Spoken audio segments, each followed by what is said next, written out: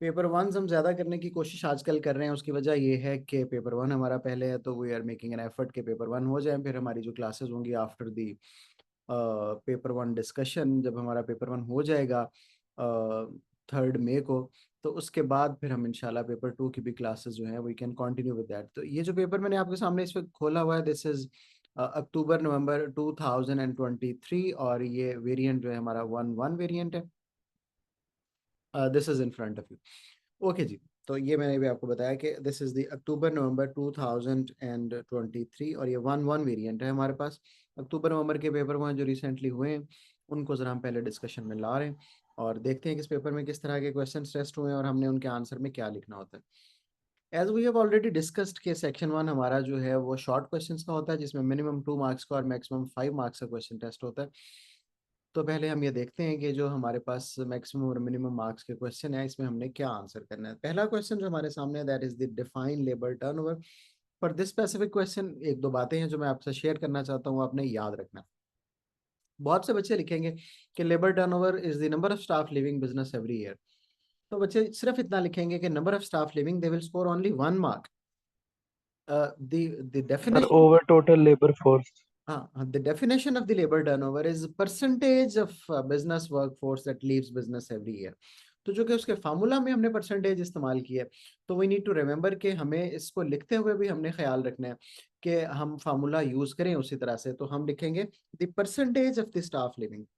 और ये बात आप लोग याद रख लें कि जितने भी ऐसे सवाल हमसे टेस्ट होंगे जिनमें जो फार्मूला है वो इस्तेमाल हो रहा होगा, तो उस फार्मूले की जो वैल्यू है, जो साइन है, उसके साथ ही हम उसकी डेफिनेशन डेवलप करेंगे। तो will write percentage of staff living business every year. तो ये जब हम लिखेंगे तो then only we will be able to score full 2 marks. तो ये जो 1 मार्क अभी हमने लिखा है, फिर ये 2 आउट ऑफ 2 में कन्वर्ट हो जाएगा। तो ये बात हमने जहन में रखनी है। अगर कोई बच्चे कंप्लीट डेफिनेशन, कंप्लीट फार्मूला भी लिख देते हैं और उसको 100 से डिवाइड भी कर देते हैं, they might score marks. But my preferences, जब मैं आपको एडवाइस करूंगा, वो ये है कि हमने इसको स्टेटमेंट फॉर्म में लिखना है और परसेंटेज का वर्ड लाजमी तौर पे साथ यूज करना है। तो hope you will remember this. वैसे I have shared the complete formula, complete definition list today in the community, तो वो आप लोगों ने उम्मीद है देख ही ली होगी। Explain one role of the workforce plan, ये सवाल हमारे सामने है।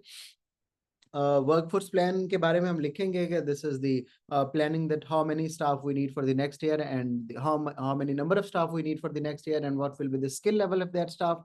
एक अच्छी डेफिनेशन हमने लिखी और फिर हमने एक रोल लिखा। वो रोल इसी डेफिनेशन से हम निकाल सकते हैं। वो रोल ये हो सकता है कि दे कैन आइडेंटिफाई, यानी human resource department can identify the need of skills. तो वो रिसर्च कर सकते हैं अपनी ऑर्गेनाइजेशन में और आइडेंटिफाई कर सकते हैं कि कौन से स्किल्स चाहिए, लेकिन इसका हमें एक ही नंबर मिल सकेगा। For the rest of the 2 marks will score के the human resource department can identify the needs of the skills, and they can identify that in the production department they need more skilled labor who can work on the more technological plant and machinery। या ये लिख सकते हैं कि who can, they can train people to fulfill that gap to work on that plant and machinery that has been identified। तो जब हम apply करेंगे किसी सर्टेन सिनेरियो में, तो तब हमें एक नंबर मिल सकेगा। अगर सिर्फ हम ये लिखते हैं, डेफिनेशन लिख देते हैं और लिख देते हैं कि आइडेंटिफाई द गैप कर लें, तो इसका एक ही नंबर हमें मिलेगा। और जब हम इसको अप्लाई करेंगे टू सर्टेन सिनेरियो, जैसे कि मैंने बताया कि बहुत टेक्नोलॉजिकल प्लांट एंड मशीनरी हमने लगा दिया, उस टेक्नोलॉजिकल प्लांट एंड मशीनरी के ऊपर काम करने के लिए they need the certain level of training, और वो ट्रेनिंग उन्हें प्रोवाइड करेंगे। तो वो जो एप्लीकेशन सर इसमें सिनेरियो टू मार्क्स है, एप्लीकेशन के लिए कैसे लेंगे? मैं अभी इस पे बात कर रहा था। अच्छा, इसमें हम ये कर लेते हैं कि हम जब मैं अपनी डिस्कशन खत्म करूं तो फिर आई टेक योर क्वेश्चंस, तो आगे बार बार मैं जो इंटरप्शन है वो हमारी कम से कम हो जाए। तो मैं ये कह रहा था कि we need to apply to some scenario, जैसा कि हमने लिख दिया identified the need of the skills. तो ये जो हमने लिखा आइडेंटिफाई, इसमें हमें एक ही नंबर मिल सकेगा। बाकी के जो मार्क्स हैं वो स्कोर करने के लिए हमने क्या करना है, हमने उसको किसी सिचुएशन पे अप्लाई करना है। जैसा कि मैंने कहा कि एचआर डिपार्टमेंट ने आइडेंटिफाई किया कि ऑपरेशंस में, प्रोडक्शन में the employees are not skilled enough to work on the recently installed plant and machinery, they can train those workers to work on that plant and machinery according to the needs of that plant। so that is what we call application। उस application से ही हमें marks मिल सकेंगे। तो always remember कि अगर हम सिर्फ एक रोल लिख देंगे और उसको जितना मर्जी एक्सप्लेन कर देंगे, वी वॉन्ट स्कोर मार्क्स। हमें किसी सिचुएशन पे, किसी सिनेरियो पे इसको अप्लाई करना ही करना है। क्लियर? 1 मिनट के लिए रुक के आपके क्वेश्चन ले लेते हैं और फिर अगली बात करते हैं। The next question is define the term capital intensive. We write the simple definition of the capital intensive that it involves more machinery as compared to the labor. तो अगर हम more machinery लिखेंगे तब ये complete नहीं होगी. When we write it as compared to the labor, तो it gives us complete definition. And remember what good students can do, they can say इसके बाद भी कि services business use more capital intensive techniques as compared to the capital intensive to make it more clear. तो ये capital intensive की definition हम दे सकते हैं. कुछ बच्चे ये भी लिखेंगे कि the total cost of the business has more cost involve through capital as compare to the labour. तो वो भी एक ठीक डेफिनेशन होगी. There is no problem with that. अगला सवाल, explain one benefit to a business of labour intensive operations. तो हम लेबर इंटेंसिव को डिफाइन करेंगे. हम कहेंगे the organisations are labour intensive that involve more labour as compare to the capital. हमने define कर दिया और उसके बाद we will apply to some scenario. हम क्या कहेंगे, वन बेनिफिट हमने लिखना है, वो हमने लिख दिया कि लेबर इंटेंसिव का फायदा ये है कि because of the labour intensive business the better customer services might be generated. या हमने ये लिख दिया कि the start of the business is lesser expensive as compare to the capital intensive. या हमने लिख दिया the employees are more flexible in the labor intensive techniques. फिर we need to apply it to the situation. हमने कहा कि software industry, the software engineers are the software industry is labor intensive and the software engineers might provide services to the individual businesses according to their needs. जो A2 के बच्चे हैं specifically इस वक्त class में, वो ERP की example भी दे सकते हैं कि एंटरप्राइज रिसोर्स प्लानिंग का जो सॉफ्टवेयर है वो उनकी नीड्स के मुताबिक डेवलप किया जा सकता है. बट A1 के बच्चे जाहिर है उन्होंने नहीं पढ़ा, तो they can generally give the example of software business कि हर इंडिविजुअल बिजनेस के लिए कस्टमाइज कर देंगे हम सॉफ्टवेयर. तो जब तक आप ये इंडिविजुअल बिजनेस को कस्टमाइज नहीं करवाएंगे उस वक्त तक आपको एप्लीकेशन के मार्क्स नहीं मिल सकेंगे. और जैसा कि मैंने सर्विसेज बिजनेस में उसकी एग्जाम्पल ले ली, सॉफ्टवेयर की आप कोई क्लोथिंग की ले सकते हैं, टेलर की ले सकते हैं, कार मैन्युफैक्चरर की जो कि कस्टम मेड बनाई जाती हैं उनकी एग्जांपल्स ले सकते हैं. तो it will give you rest of the 2 marks. And remember without application you will be able to score only 1 mark out of the 3. Do not lose your marks. आगे चलते हैं बच्चों. The next question that is in front of us is, वैसे examiner ने marks scheme में कहा हुआ है कि आप हेयर ड्रेसर्स की मिसाल ले सकते हैं, एग्जांपल ले सकते हैं. फॉर एग्जांपल मैंने आपको उसकी सॉफ्टवेयर इंडस्ट्री की एग्जांपल दे दी, तो व्हाटएवर यू लाइक. ओके जी, define the term margin of safety. Again formula based definition है. तो मार्जिन ऑफ सेफ्टी क्या है? It's the amount, it's the quantity by which the current production of the business exceeds the break-even production level of the business. तो this is the definition of the margin of safety. तो आप formula को भी break करके लिख सकते हैं, इस तरह डिफाइन भी कर सकते हैं जैसे मैंने आपको कहा.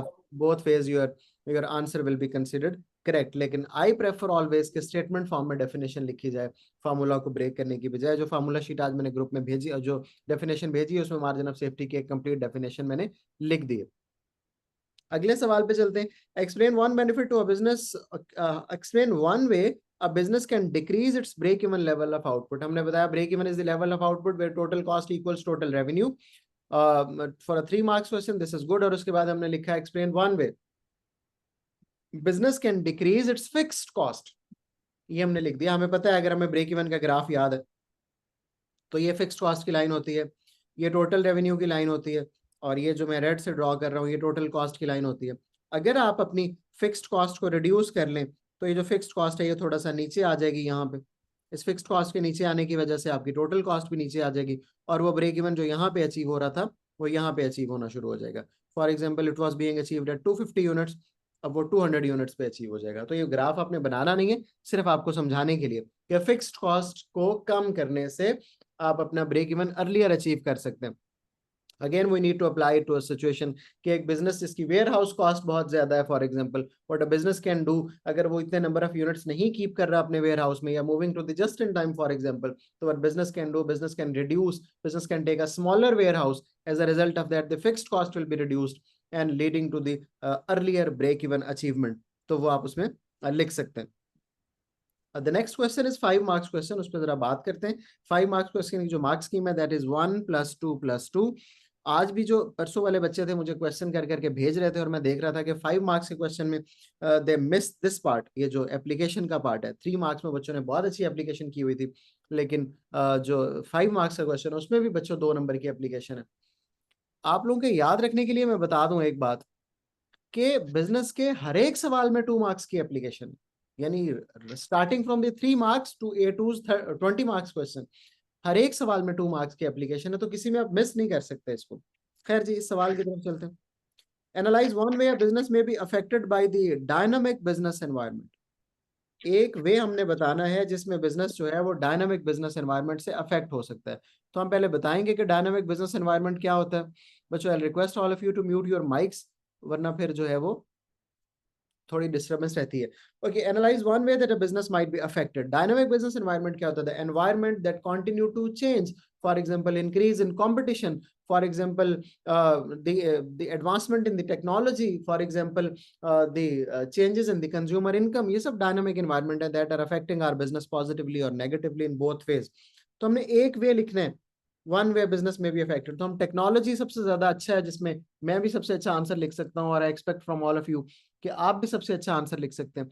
तो टेक्नोलॉजी के बारे में लिखेंगे, टेक्नोलॉजी बिजनेस को अफेक्ट कर सकती है। आईफोन की एग्जांपल लाएं कि वो टेक्नोलॉजी को पॉजिटिवली यूज करता है, तो उसकी वजह से वो हायर सेलिंग प्राइस पे अपनी प्रोडक्ट्स भी बेच सकता है, जबकि जो बाकी बिजनेसेस हैं as compare to Nokia, it was unable to cope up with that technological situations, और वो उस तरह से अपना मार्केट शेयर लूज कर बैठा।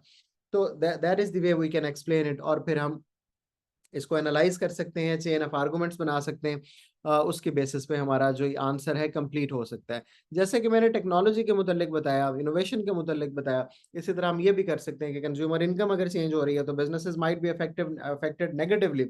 स्पेसिफिकली हम एप्लीकेशन ला सकते हैं, those businesses who are selling luxury products, for example luxury cars, if the income of the consumers in an economy is falling, the demand of that product will be continuously falling because they are expensive and consumer won't be able to afford that. As a result of that, business won't be able to keep that market share high, keep their growth high, or as a result of that, it might lead business towards the losses. तो कम से कम 3 chains, 2 से 3 chains आपको 5 number के सवाल में बनानी चाहिए to score your full 5 marks. तो ये सवाल आपको समझ आ गया सबको? Let me take your questions और फिर हम आगे चलेंगे। Next question that is in front of us is analyze 2 advantages to a business of mass marketing। आज भी लंबे लंबे वॉइस नोट्स में बच्चे मुझसे पूछते रहे कि जी एनालाइज 2 advantages है, तो मैंने कहा एडवांटेजेस ही लिखने हैं बच्चों, काउंटर आर्गुमेंट देने की इसमें कोई जरूरत नहीं है। एडवांटेजेस का सवाल है तो एडवांटेजेस लिखें खाली, ठीक है। एनालाइज 2 advantages, यहाँ पे डिसएडवांटेजेस लिखने की जरूरत नहीं है। एनालाइज 2 advantages, तो just right advantages, I am again and again saying. तो एनालाइज 2 advantages, और 2 ही लिखने हैं, 4 5 6 लिखने की कोई जरूरत नहीं है, ये आपको कोई एक्स्ट्रा मार्क्स नहीं देगा। जब उसने 2 advantages पूछे हैं तो जस्ट राइट 2 advantages। ओके जी, तो एडवांटेजेस किस चीज के उसने पूछे हैं? मैस मार्केटिंग के एडवांटेजेस पूछे हैं। सबसे पहले हम अपना मैस मार्केटिंग का नॉलेज शो कर देंगे। हम कहेंगे mass market is a market where standardised products are sold to a bulk with the idea of bulk sales to a larger market. हमने मैस मार्केटिंग एक अच्छी सी डेफिनेशन दे दी, और फिर हमने उसका एडवांटेज लिखा। पहला एडवांटेज मिसाल के तौर पे मैस मार्केटिंग का ये है, हमने सोचा हुआ है, हमने पढ़ा हुआ है अपनी किताब में, ये लेस रिस्की होता है। फिर हमने कहा कि क्लोथिंग रिटेल सेलर जो कि मैस मार्केट में एक ही तरह की शर्ट्स बेचता है, तो उसका रिजल्ट ये निकलेगा कि जो अ लॉट ऑफ कस्टमर्स हैं they can buy shirts of any colour जो वो मार्केट में इंट्रोड्यूस कराएगा, और बहुत लेस चांस है कि someone will not bye there shirt. और हम ये जानते भी हैं बच्चों, जब आप किसी रिटेल स्टोर पे जाते हैं, वहां आपको 200 तरह के टूथपेस्ट रखे हुए मिलते हैं, सब मैस मार्केट है, वो सारे सेल हो रहे होते हैं, इसलिए ये लेस रिस्की है कि there is always some consumer in the mass market who will buy your product. दूसरा हम एडवांटेज ये लिख सकते हैं कि ये जो है इसकी लार्जर कस्टमर बेस होती है। तो हम लिखेंगे मैस मार्केट जो है वो बहुत ही जनरलाइज्ड मार्केट है, and because of that generalised market we expect larger sales. उसी क्लोथिंग वाले की एग्जांपल दें कि अगर वो मैस मार्केट में बेच रहा है तो उसकी शर्ट्स जो है वो बहुत ज्यादा बिकेंगी। एक और एडवांटेज आप लोग लिख सकते हैं कि वो लोअर प्राइस पे बेच रहा होता है, क्योंकि उसको इकोनॉमीज ऑफ स्केल मिल रही होती हैं, और उसकी वजह से उसकी सेल्स भी ज्यादा हो सकती हैं। और फिर ये भी लिख सकते हैं कि मैस मार्केट में जो ब्रांड है वो इजीली आइडेंटिफाई हो जाता है because of the larger customer base. तो ये दो इसमें से कोई लिख सकते हैं आप, और फिर उनको किसी सिचुएशन पे अप्लाई करके and you can develop your answer. उसी तरह चेन्स बना सकते हैं। एक बात मैं हमेशा कहता हूँ, आप लोगों को फिर बता रहा हूँ कि 8 नंबर का सवाल करना ऐसे है जैसे आप 2 5 नंबर के सवाल कर रहे हो। वहाँ एक पॉइंट लिखते हैं, उसको अप्लाई करते हैं और एक्सप्लेन करते हैं। यहाँ 2 पॉइंट्स लिखते हैं, उसको अप्लाई करते हैं और एक्सप्लेन करते हैं। The mark scheme of the 8 marks question is 2 + 2 + 4। तो this is the question that has the highest analysis marks in whole of our AS syllabus. सबसे ज्यादा एनालिसिस के जो नंबर है वो 8 नंबर के सवाल में। 12 नंबर के सवाल में एनालिसिस के मार्क्स इससे कम है। तो जब आप चेन ऑफ आर्गुमेंट अपनी बनाएं तो ये ख्याल रखें कि इस हिसाब से आपने लिखना है कि आप जो 8 मार्क्स से अपने वो स्कोर कर सकें दो एनालिसिस की मदद से। Let's move to the tricky question, that is evaluate whether the primary sector business should use product differentiation to increase the sales. Okay जी, अब सवाल ये है कि क्या उसको, Hamza I take your question, 1 minute मुझे, लेट मी फिनिश, बस ये हम क्वेश्चन डिस्कस कर लें जी। Evaluate whether the primary sector business, तो इसमें जो हमारे पास एप्लीकेशन है that is the primary sector business. You can take it to the mining, you can take it to the agriculture, you can take it to the forestry, you can take it to the fishery, कुछ भी। जो application हमारे पास है वो primary sector business है। 12 number के सवाल की अच्छी बात यह है कि उसमें एप्लीकेशन ऑलरेडी गिवन होती है, यानी सिचुएशन गिवन होती है, and you can always use that. Okay, the question is कि अगर वो प्रोडक्ट डिफरेंशिएशन करें तो क्या वो अपनी सेल्स इंक्रीज कर सकेगा कि नहीं कर सकेगा। तो इस पे हमने बात करनी है और उसको बताना है। तो प्रोडक्ट डिफरेंशिएशन को डिफाइन करेंगे। हम कहेंगे कि ये एक अप्रोच है जिसमें हम डिस्टिंक्टिव प्रोडक्ट्स क्रिएट करते हैं जिनके अंदर यूनिक सेलिंग पॉइंट होता है, जो कि डिफरेंशिएट कर देती है हमारी प्रोडक्ट को फ्रॉम द कंपेटिटर्स प्रोडक्ट। तो ये हमने लिख दिया। Okay, on the basis of that हमने कहा कि एग्रीकल्चर प्रोड्यूसर क्या कर सकता है कि वो जो है ऑर्गेनिक एग्रीकल्चर चीजें प्रोड्यूस कर सकता है प्रोडक्ट डिफरेंशिएशन के लिए, जिसकी वजह से वो लोग जो हायर प्राइस और ऑर्गेनिक फूड्स और लेना चाहते हैं, जो हेल्थ कॉन्शियस बहुत सारे लोग हैं, वो उसकी प्रोडक्ट्स ले लेंगे। उसमें हम लिख सकते हैं कि वो ऑर्गेनिक वीट प्रोड्यूस कर सकता है, राइस प्रोड्यूस कर सकता है, कुछ भी वेजिटेबल्स के नाम ले दें तो it will make you application your application. तो ये इसी तरह कुछ बच्चे होंगे वो ऑर्गेनिक जो है ना वो फ्रूट्स के बारे में लिख देंगे, जैसा कि कोई स्ट्रॉबेरीज वो प्रोड्यूस कर रहा है और उसके लिए वो कोई भी जो ऐसे जो यूरियाज हैं उनको वो यूज नहीं कर रहा एटसेट्रा, तो उसकी वजह से क्या होगी, आपकी एप्लीकेशन हो जाएगी। और उसमें फिर लिखेंगे वो कस्टमर जो कि हायर प्राइस जो है उस पर लेंगे, उसकी वजह से उस बिजनेस की सेल्स बढ़ जाएंगी। इसके साथ ही इसकी वैल्यूएशन भी कर सकते हैं। दो सेपरेट पॉइंट्स भी जनरेट कर सकते हैं। पहले प्रोडक्ट डिफरेंशिएशन का एक और पॉइंट जनरेट कर लें। हम कहें जी प्रोडक्ट डिफरेंशिएशन जो है वो एक माइनिंग का बिजनेस कैसे कर सकता है कि वो बहुत ज्यादा वहां पे जो एनवायरनमेंट को डैमेज करने वाली पॉलिसीज है वो यूज ना करे, और बल्कि एनवायरनमेंट को प्रोटेक्ट करने की कोशिश करे। तो उससे हम क्या कर सकते हैं, एप्लीकेशन के तौर पे लेके उसका रिजल्ट निकलेगा कि गवर्नमेंट की तरफ से उसको फाइन्स नहीं होंगे, उसको कंपैरेटिव एडवांटेज मिलेगा और उसकी ब्रांड पॉपुलैरिटी इंक्रीज हो जाएगी। लेकिन इवैल्यूएशन की तो 2 पॉइंट्स इसकी फेवर में हम लिख सकते हैं कि प्रोडक्ट डिफरेंशिएशन को वो सेल्स को इंक्रीज करने के लिए इस्तेमाल कर सकता है। लेकिन द प्रॉब्लम इज के बहुत कम चांसेस हैं जो एग्रीकल्चर या कोई बिजनेस है प्रोडक्ट डिफरेंशिएशन जनरली मैन्युफैक्चरिंग का कॉन्सेप्ट है। तो फिर हम जब इसके अगेंस्ट आर्गूमेंट दे रहे होंगे, पहले हमने 2 पॉइंट्स इन दी फेवर दे दिए, उसकी वैल्यूएशन उसके साथ भी कर सकते हैं, सेपरेटली भी कर सकते हैं। फिर हमने 2 पॉइंट्स उसके अगेंस्ट दिए जिसको हम इवैल्यूएटिव पॉइंट कहते हैं। हम कहेंगे कि बहुत ज्यादा डिफरेंशिएशन नहीं कर सकेगा एग्रीकल्चर बिजनेस क्योंकि उसके पास ऑप्शंस नहीं होती। ये बहुत डिफरेंशिएशन पॉसिबल है एक मैन्युफैक्चरिंग बिजनेस के लिए क्योंकि उसके पास मशीन के साथ ऑप्शंस होती हैं कि वो प्रोडक्ट का डिजाइन कलर वेरी कर सके। लेकिन वीट और राइस में और फ्रूट्स और वेजिटेबल्स में कोई डिफरेंशिएशन बहुत ज्यादा पॉसिबल नहीं है। तो ये पहले पॉइंट की हमने इवैल्यूएशन दे दी। फिर हमने दूसरा लिखा था माइनिंग वाला, तो हमने कहा वो सर्विसेज का बिजनेस है। अगर वो बहुत डिफरेंशिएशन करने की कोशिश करेगा by providing better work place to the miners, तो शायद वो माइनिंग नहीं कर सकेगा और उसका रिजल्ट निकलेगा कि वो जो प्रॉफिट्स अर्न करना चाहता है वो बहुत ज्यादा प्रॉफिट्स भी अर्न नहीं कर सकेगा। फिर इन दी एंड हम इवैल्यूएशन लिखेंगे, फाइनल इवैल्यूएशन की तरफ आएंगे और उसमें हम ये स्टेटमेंट देंगे कि हमारे ख्याल में, अगर मैं ये स्टेटमेंट दूं तो मैं तो हमेशा ये कहूंगा कि product differentiation is not the concept of the primary sector business.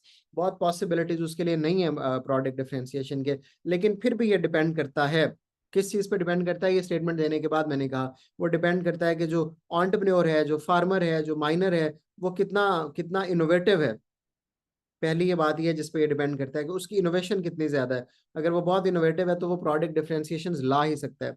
दूसरा ये कि नीड कितनी है, क्या जो कस्टमर्स हैं उनको वाकई में डिफरेंशिएटेड प्रोडक्ट्स चाहिए प्राइमरी सेक्टर की या नहीं चाहिए।